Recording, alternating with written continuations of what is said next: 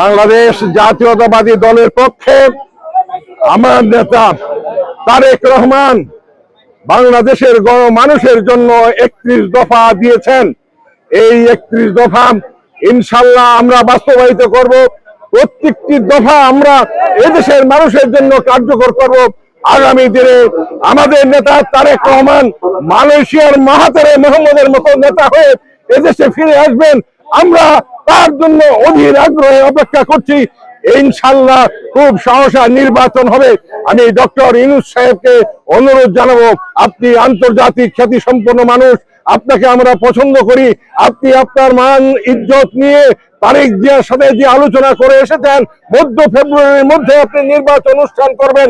সেই নির্বাচন যেন সঠিকভাবে অনুষ্ঠিত হয়।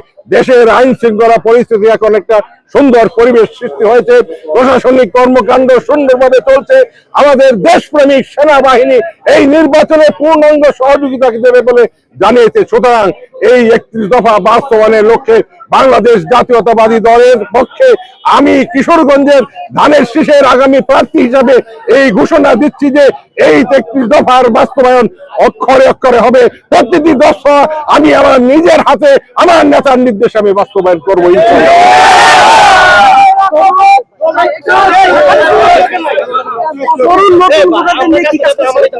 এই তরুণদেরকে শিক্ষিত করতে হবে, তরুণদের জন্য কর্মসংস্থান করতে হবে, তরুণদের জন্য সুন্দর ভবিষ্যৎ বিনির্মাণ করতে হবে, তরুণদের জন্য বিনোদনের ব্যবস্থা করতে হবে। তরুণরা আগামী দিনে এই দেশকে গড়বে। সুতরাং এভাবে এইবার তরুণের প্রথম ভোট হোক ধানের শীষের পক্ষে, এই কামনায় আমি করছি ইনশাআল্লাহ।